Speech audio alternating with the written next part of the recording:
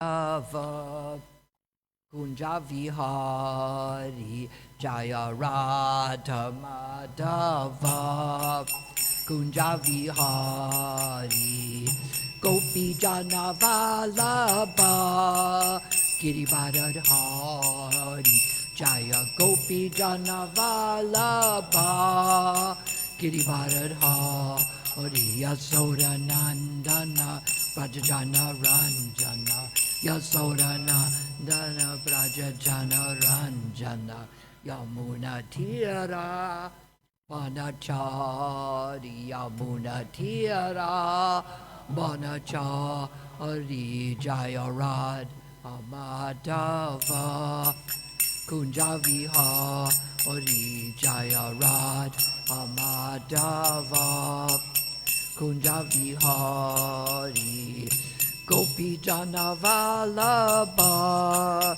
Girivardhari Jaya Gopi Jana Vallabha Girivardhari Yasoda Nandana Brajajana Ranjana Yasoda Nandana Jana Yamuna Tiara Banachari Yamuna Tiara Banachari Jaya Rad Hamadava Kunjavihari Jaya Rad Hamadava Kunjavihari Gopi Jana Vallabha Girivardhari Jaya Gopi Jana Vallabha Girivardhari Yasoda Nandana Brajajana Ranjana Yasoda Nandana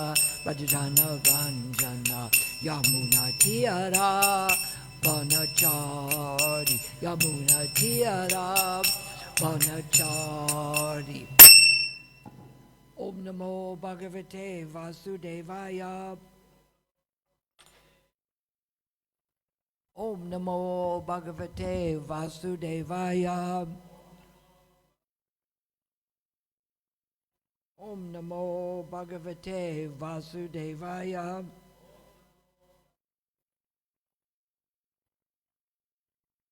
So, we are reading from the 4th canto of Srimad Bhagavatam, chapter 21. The chapter is titled Instructions by Maharaj Prithu. Or is it Instructions to Maharaj Parikshit? Is it that? It is, because it's all being given to him. It's instructions to Maharaj Parikshit. Is it instructions to us? It is, isn't it? Otherwise, why are we reading it? So, schedule showed that we would read text 38, so maybe that's the one we should read. Okay. Text 38, you got it there? Brahmanya Deva Purusha Puratano Nityam Harir Yach Charana Bivandanat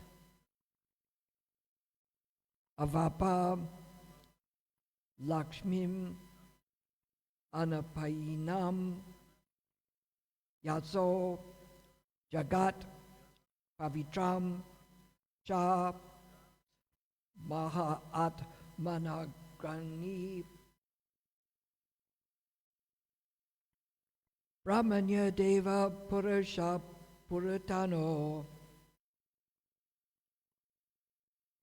Nityam Hari Yach Charana Bivandanat Avapa Lakshmin Anapainam Yaso Jagat Pavitram Cha Mahatmagrani Brahmanya Deva Purusha Puratano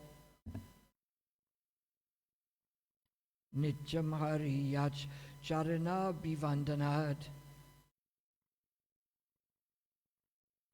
Avapa Lakshmin Amapayinam Yaso Jagat Pavitram Cha Mahat Managrani Brahmanya Deva Purusha Puratano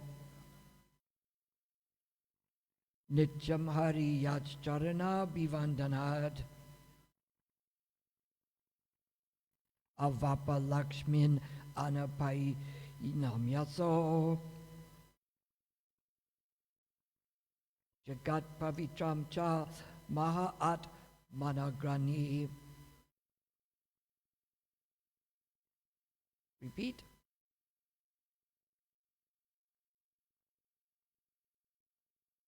I can't hear you.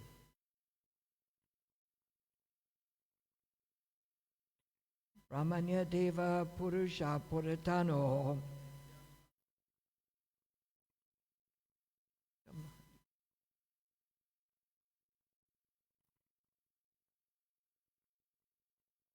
Avapa Lakshmin Anapayinim Yaso Gat Pavitram Cha Maha Atmanagrani. Others? Ladies? Oh.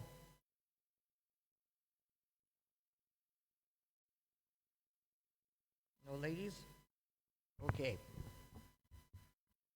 Brahmanya Deva, the Lord of Brahminical culture.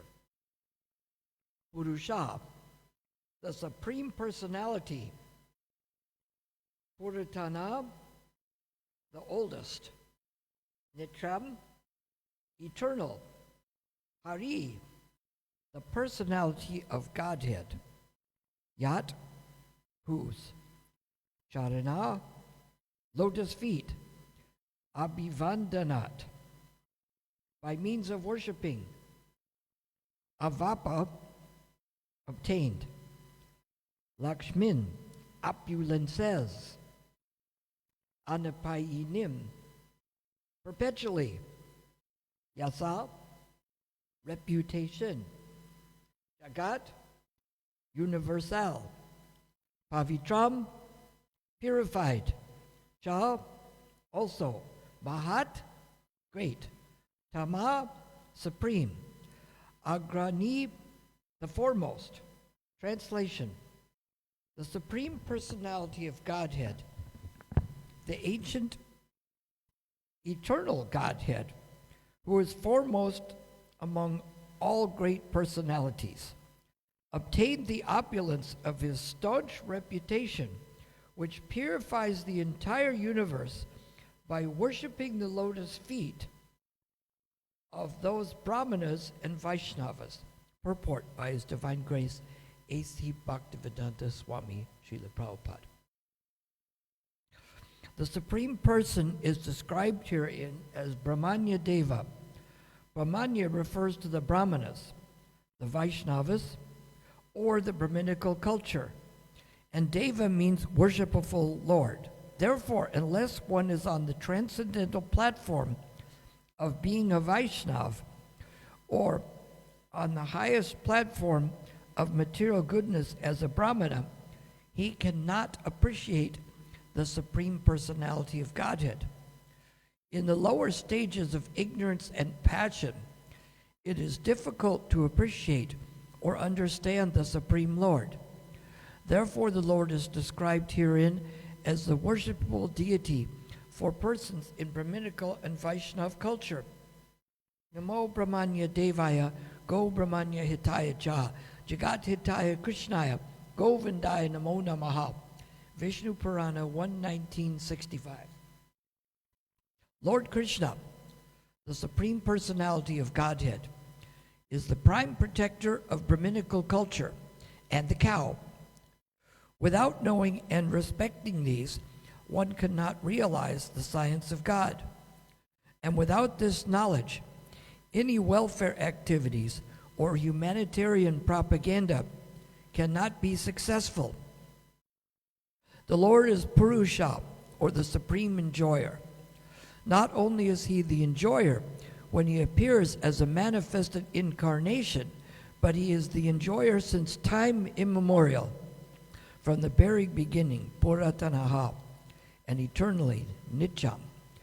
Yachcharana Bhivanadanat. Prithu Maharaj said that the Supreme Personality of Godhead attained this opulence of eternal fame simply by worshiping the lotus feet of the Brahmanas. In the Bhagavad Gita, it is said that the Lord does not need to work to achieve material gain, since he is perpetually supremely perfect. He does not need to obtain anything. But still it is said that he obtained his opulence by worshiping the lotus feet of the Brahmanas. These are his exemplary actions. When Lord Sri Krishna was in Dwarka, he offered his respects by bowing down at the lotus feet of Narada. When Sudama Vipra came to his house, Lord Krishna personally washed his feet and gave him a seat on his personal bed. Although he is the Supreme Personality of Godhead, Sri Krishna offered his respects to Maharaj Yudhisthira and Kunti. The Lord's exemplary behavior is to teach us. We should learn from his personal behavior how to give protection to the cow, how to cultivate Brahminical qualities, and how to respect the Brahmanas and the Vaishnavas. The Lord says in Bhagavad Gita 3:21, Yat yat achariti shreshtas tad tat evataro janaha. If the leading personalities behave in a certain manner, others will follow them automatically. Who can be more of a leading personality than the Supreme Personality of Godhead? And whose behavior could be more exemplary? It is not that he needed to do all these things to acquire material gain, but all these acts were performed just to teach us how to behave in this material world. The Supreme Personality of Godhead is described herein as Mahat Mana Agranti. Within this material world, the Mahatmas, or great personalities, are Lord Brahma and Lord Shiva, but he is above them all. Narayana Paravyaktat, the Supreme Personality of Godhead, is in a transcendental position above everything created within this material world. His opulence, his riches, his beauty, his wisdom, his knowledge, his renunciation, and his reputation are all Jagat Pavitram, universally purifying. The more we discuss his opulences, the more the universe becomes purer and purer. In the material world, the opulences possessed by a material person are never fixed. Today one may be rich, but tomorrow he may become poor. Today one is famous, but tomorrow he may be infamous. Materially obtained opulences are never fixed, but all the six opulences perpetually exist in the Supreme Personality of Godhead, not only in the spiritual world, but also in the material world. Lord Krishna's reputation is fixed, and his book of wisdom, Bhagavad Gita, is still honored. Everything pertaining to the Supreme Personality of Godhead is eternally existing. So, the verse again, Brahmanya Deva Purusha Puratano Nityam Hari Yach Charana Bivandanat Avarpa Lakshmin Anapayinam Yaso Jagat Pavicham Chama Mahat Magrani.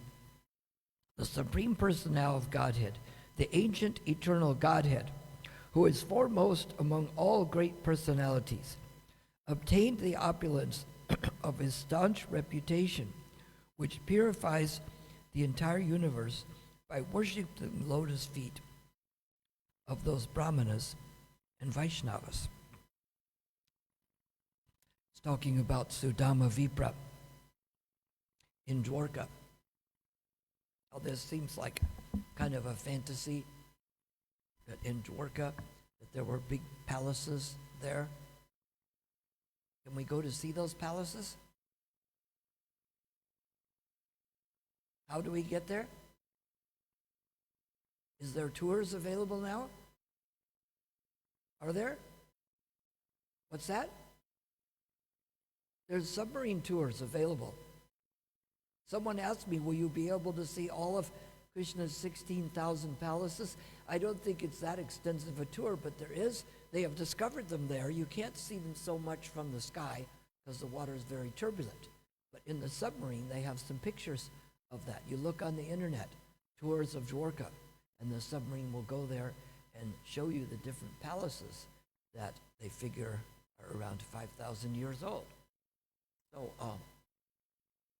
the fact that you can see them, does that prove they're there? Or does that mean it's a fantasy?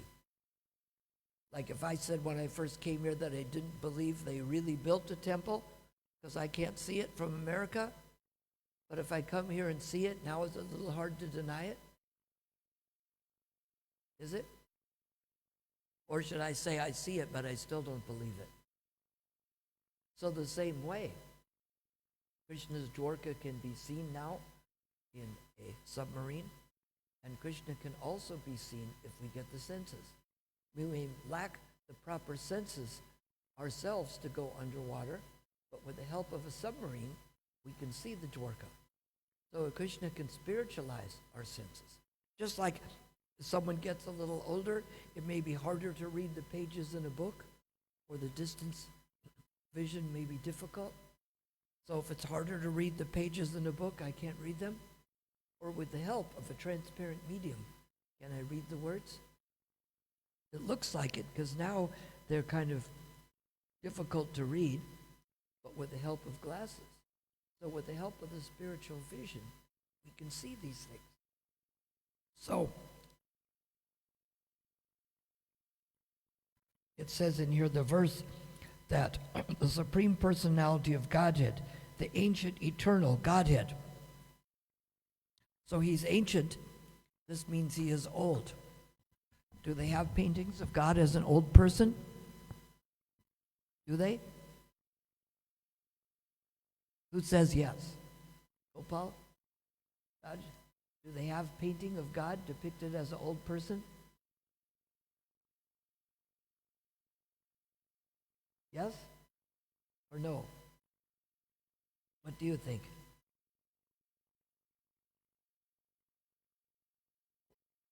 Yes, Michelangelo painted God as an old person because he's the oldest person in creation, so he must be an old man. Lord Brahma says, Advaitam Achutim Anadim Anantarupam Adim Puranam Purusham, that he is the oldest person in creation. Is that the truth? So he should be painted as an old man, right? Because that's the truth. It's the truth, but it isn't the whole truth. This is the trick that Krishna can portray. He can be Adyam Puranam Purusham, and at the same time, he can be Yavano Namschap, always appearing as a fresh youth. Is that what we can do? With a little bit of plastic surgery and some makeup, do we appear as a youth or just a little less old? So does Krishna, just because he's the oldest person, he does not appear as an old person. Now, how can he do that? How can Krishna be small and big at the same time? How can he have male and female aspects? How can he be in several places at once? Moses Maimonides said that no person can be in two places at once. Therefore, God cannot be a person. This is a law of contradiction. I can't be old and I can't be young. I can't be in one place and be in another place at the same time. I can't be inside and outside. I can't be a man or a beast and a beast. So these are the laws of contradiction, and we're bound by these laws. So how is it that Krishna can be old man and appear as a fresh youth when the law of contradiction says this is not possible? What is it? But what about the law of contradiction? Aren't all of us subject to that? Is it true? We're all subject to it? So Krishna must be subject to it also? No, that's the difference. He's not subject to that law. And that's why he is inconceivable, which means hard to conceive of. So we see this prayer here. You may say this when you're offering food. Lord Krishna, the supreme personality of Godhead, is the prime protector of Brahminical culture and the cow. Without knowing and respecting these, one cannot realize the science of God. Govindaya Namo Namaha. Who said this prayer at the Rath Yatra festival? Does anyone know?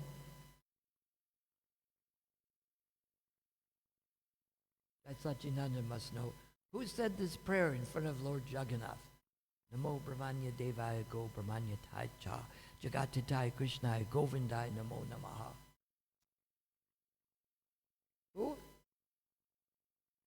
Lord Chaitanya said it. He is seeing Lord Jagannath as Krishna. You know why he sees Lord Jagannath as Krishna? Because he is. And they're having a transcendental contest. He is worshiping the Lord of the Brahmanas because he instructs the Brahmanas how to guide other society. We see it. Sometimes they can cut off the head of a chicken and it still runs around. And that's why they say a person's running around like a chicken with his head cut off. It's not the same purpose. When our head's on, we can go to the car and get in the car and drive to a program, or we can go to the store and come back to the temple. But the chicken with his head off, it's just a nervous reaction. So we find that in society. If you have very nice arms and legs and very nice others but no head, what can you do? So the head, the Brahmana, is supposed to give people the purpose of life. Because if we don't know where we're trying to go, it's going to be very hard to get there. Krishna says in Bhagavad Gita that the intelligence of those who are irresolute is many-branched. Maybe I'll do this, maybe I'll do that. So if we have a purpose or aim in life, even if it's the wrong thing, someone who wants to become a billionaire, they're dedicated just to making money. And it's funny, if we dedicate our spiritual life, some people will think that's extreme. But if somebody dedicates themselves to swimming 8 hours a day or practicing cricket all day long to become a professional, do they think that's extreme? Or do they applaud them for being so good at hitting a ball or basketball, throwing the ball through the hoop? This is some big accomplishment, isn't it? And they don't tell them, isn't that a bit extreme? Do they say that? They don't. But if you're engaged in spiritual life, looking for the Supreme, people think that maybe that is a bit extreme. But the problem that people have with the spiritual life is that they don't follow the Brahminical culture. A Brahmin means someone who knows what is Brahman. These are some of the things they miss. We see that Sankhya means to know what is matter, what is spirit, and who is the controller of both. So if you have an incomplete idea about what's matter and what's spirit, it's going to be very difficult. Just like I say at cricket, if I have a complete idea, incomplete idea is going to be hard to play. We can put a uniform on me and give me a bat, and I show up on the field. I have the number on someone like Sachin Tendulkar, who is supposed to be the best player of all time. I'll have a uniform with his number on it, and that should cover it, right? I show up on the cricket field and I'll do fine, right? I have his number on my uniform, and I have a proper bat, and I'll do just fine, right? No, because they don't know how to play. So people have a hard time understanding spiritual life when they don't understand what is spirit and what is matter. We find many of religious groups, they bury the body. You know why? Later on, that body is going to get resurrected, and you'll live in it forever. So that kind of goes with the saying, live fast, die young, and leave a beautiful body behind. If that's true, it's better to die at 19 than it is to die at 90, right? Some of the people think that if babies die, they go straight to heaven. So does that mean you should kill the babies so they'll go straight to heaven? According to that logic, it almost sounds like a good idea, doesn't it? If all babies go to heaven, then we kill the babies. They go to heaven. But I don't think this is it. Why are babies born with different degrees? Why do babies? They've come here due to their past karma. Most people don't remember their last lives. My friend Tony Blinkworth, they called him Blinky. He was a famous surfer, and his grandparents were very kind of enlightened people. You know, I taught her the mantra, and she's playing it on the piano, and I told her about the reincarnation. She said, oh, I believe in that because we had it happen in our family. I said, really, how? She goes, well, Blinky's younger brother, Bobby, had passed away. And 9 months later, a new baby, Danny, was born. And when Danny got to 7, he started asking, where's my famous baseball bat? And where's my picture of me and Elvis together? And he asked about all these special things. But these weren't Danny's, these were Bobby who'd passed away. And what they had done is they'd taken all these special things, put them in a box, locked it, and put it in the attic. So they figured the only way Danny could know about these things is that he was Bobby returned, because he was always asking about the things that he'd done as Bobby before. They even have a show like that on the TV where people remember the past lives, and they go back to the place and meet the relatives and tell the relatives all about them. And they say, well, we must accept you as a relative from a past life. But most of us don't remember these.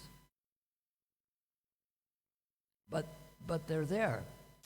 So if we have an incomplete idea we're bearing the body, it's like people have problems that they're, you know, the French and the English had problems. Now they get along. Different races can have problems. So if we are this body and we get resurrected, that means we're going to be in different bodies forever. I remember telling someone that in France.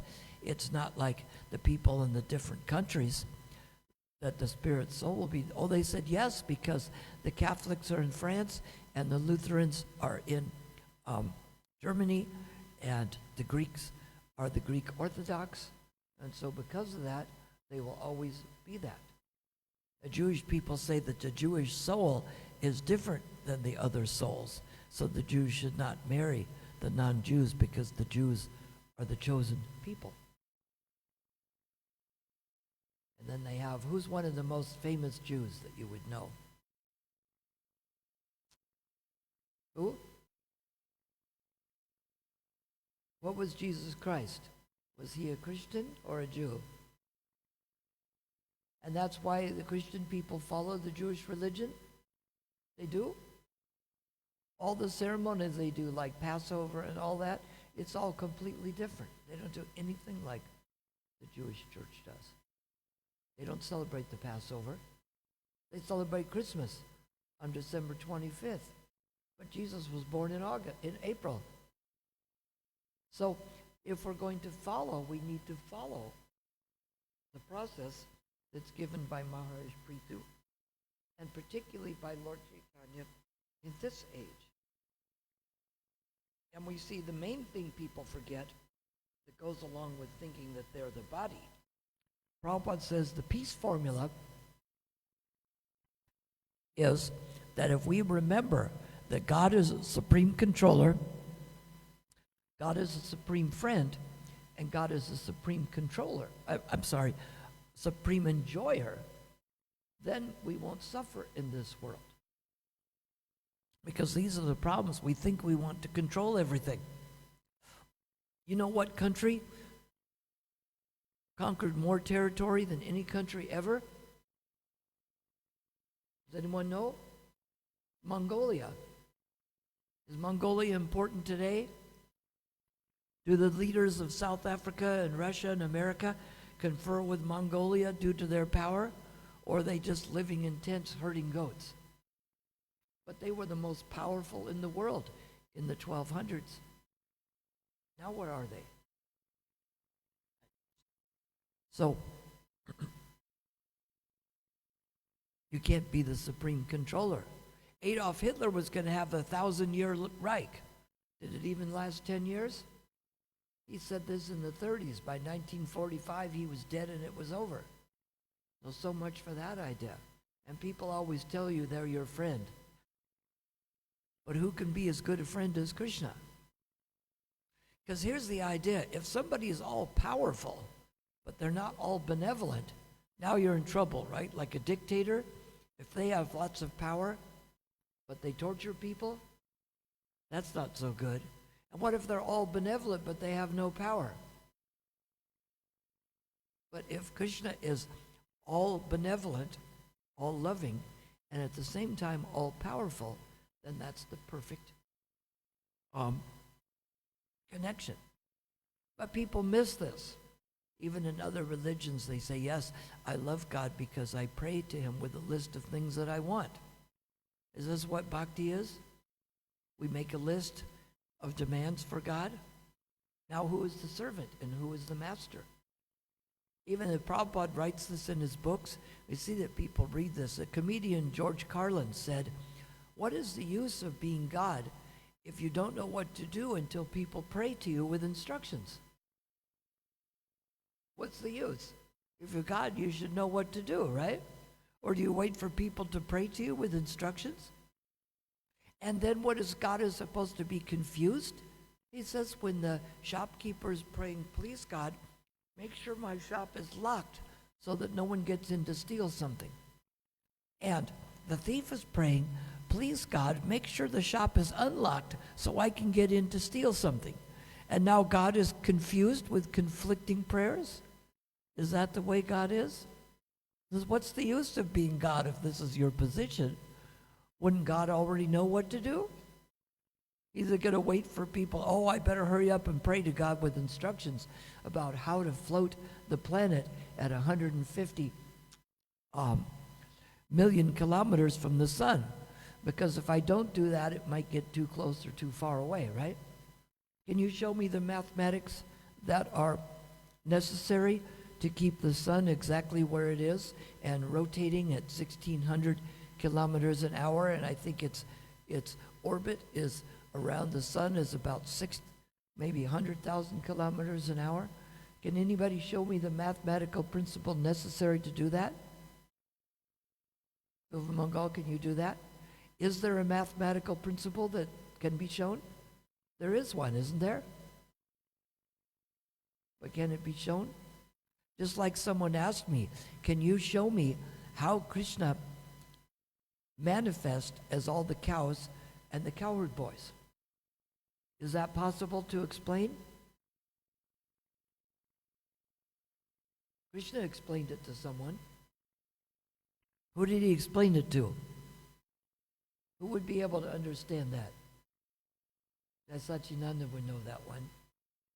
Who was it that figured out something was amiss with the cows and the cowherd boys? And Krishna explained it to this person only. Balarama. Why Balaram? Isn't he also the personality of Godhead? Therefore, maybe, just maybe, his ability to understand things would exceed ours? Like they asked Albert Einstein, can you explain the theory of relativity? He says, yes, but not in such a way that you would understand it. So Krishna can explain it, but not in such a way that we would understand it. So for us, we don't need to understand how Krishna is doing things. We need to understand that he's the supreme controller. It's maybe better, some of these things we worry about all the little things. But the fact that the earth stays 150 million kilometers away from the sun and doesn't go down to only 100 or up to 200 million. One of those we'd burn up, one of those we'd freeze. This is actually a big deal. But does anybody worry about this? Therefore, they must have faith either in Krishna or in random chance. Right? Is this something that is going on by fact, or is it just a probability? A probability is that a cruise ship may come in the near future and bring people to here. But is it a probability that the sun will rise at a certain time tomorrow? And is it late? It gets later, but it's not late. They show you a schedule of when the sun will rise, and it does that. So does that mean somebody must be controlling that? So if the person who is the supreme controller is also the supreme enjoyer, then what we would have to do is take away the control so that we could be the supreme enjoyer. Now, if you try to take away the control from Krishna about how the planets are orbiting and what's going on so that you can become the supreme enjoyer, will things work out well? A lot of people try to become God's competitors and be the supreme controller and the supreme enjoyer. How well does that work out? It doesn't work out well, does it? They say if you can't beat them, join them. You see, it's like Kamsa. He tried to kill Krishna. He was going to kill Durga, but that didn't work out. He sent all the demons to kill Krishna. That didn't work out. Then he sent the elephant to kill Krishna. Kulvalyapita, elephant was killed. The wrestlers were killed. Now at this point, wouldn't it be a good time to think, you know what? Maybe I better quit and join the other side. But did Kamsa do that? He said, now I'm going to arrest Nanda Maharaj and Vasudev. And what happened up here? He got a punch, right? But he was way too up on the dais for anybody to reach him. But Krishna's not subject to the same law. Maybe Krishna can jump higher than the others. And he jumped up there, and he smacked him, and he died. And then he dragged him around the field so everybody could see that he was dead. But wouldn't that be a good time to surrender to Krishna? Duryodhana, Krishna came to him with a proposition. Imagine yourself, you're Duryodhana now. And Krishna is saying, why don't we just split the kingdom in half? And then Duryodhana thinks, well, I'm going to capture Krishna. And Krishna shows part of his universal form that he's God. Would this be a good time to go against Krishna, or think, well, if he's God and he's controlling everything and I'm being offered half, maybe I better stick with that? And what he did is, did he stick with that and he got half the kingdom? Did he analyze these things properly? Krishna is God, but he shows us how we have to do some strategic planning and analyzing. When did Krishna send somebody to check on the Pandavas and the crews to see what was going on? Do you know when it was? It was right after this one. Right after he killed Kamsa. He sent a Krura to find out what the situation was. We find that Balaram did the same thing. When he went there to get Samba and Lakshmana, he sent Uddhava inside to see what the situation was. Before he was going to negotiate and talk, of course he's God, he knows it all, but he's showing you need to know the circumstances first of what's going on. And so Lord Balaram did that. And so we find in Bhagavad Gita that the battle's is just ready to start. And Dhritarashtra is asking to Sanjaya, what did my sons and the sons of Pandu do, desiring to fight? Well, shouldn't he have found out exactly what the Pandavas have and exactly how important it is that Krishna's on their side? Instead of while the battle's going on, isn't that a little late to analyze it? So we see here our position is to accept that Krishna is the supreme controller and the supreme enjoyer. It's called like a paradigm shift. Instead of doing everything for myself, I do everything for Krishna. But then we lose out, right? Like when we offer the food to Krishna, you open the altar and it's gone and we have to starve? Is that what happens? Do we starve? Or does Krishna share it with us? This is like thinking I'm the leaf on the tree, and I don't care about the other leaves. I just care about my leaf, so I'm going to take my leaf off the tree and put it in water and water it every day. Now the leaf will do better off disconnected, because if it's at the top of the tree, it's better to go up there, pick it, and put it in water, because I can't get up there to water the leaf. Is this good thinking? Isn't it? But isn't it better to put water on the leaf directly? So you take it off the tree, then what happens? But how can you water it if it's way up on the tree? You water the root. How's it going to get there? Because it's all connected, right? If Krishna is the root, it means it's connected to the branches and the leaves. And we do that. Some people think that works. And we have to know that that doesn't work in everything. When Krishna is the root, it works. But we see in things like electricity, when instead of the company selling to each individual, they put too many people in the middle. The problem is they're not connected to the root of Krishna. So they misuse some of it, and they steal some of it, and it doesn't work out properly. You think like, I'll give it to one place and they'll distribute it. But it doesn't work unless the root is Krishna. And this is why Brahminical culture is important, that each one is supposed to be thinking about passing it on to the others instead of what they can take for themselves. But when people are thinking what they can take for themselves, it's like taking the branch and the leaf off the tree, right? Someone says, well, I'll cut my branch off from the tree. The trouble is then they don't get what is necessary. And so the only things work in the society when the root is the proper thing, when everyone is thinking, how do I please Krishna, and how do I also make sure that everywhere down the train is taken care of, instead of just me taking care of myself. We find this is why any kind of relationship in the material world doesn't work. When I think, I'll give 30% and I'll take 70%, and the other person thinks the same thing. The people work better when each one thinks how they can serve the other one more. Just like you see Gopal Raj and his wife Tulsi. They each try to take care of the other better than the other one. If they were only trying to take care of each themselves, would they still be together? No. Even nicely married people, if there's no cooperation, they're going to separate in one point. They may not get divorced, but they may live happily ever after in different countries. So the idea is if we keep Krishna first, everything else becomes first class. It's like if you have circles in life, you don't want these circles to cross each other. You know how you make it so you can have 5 or 10 circles and the lines don't touch each other?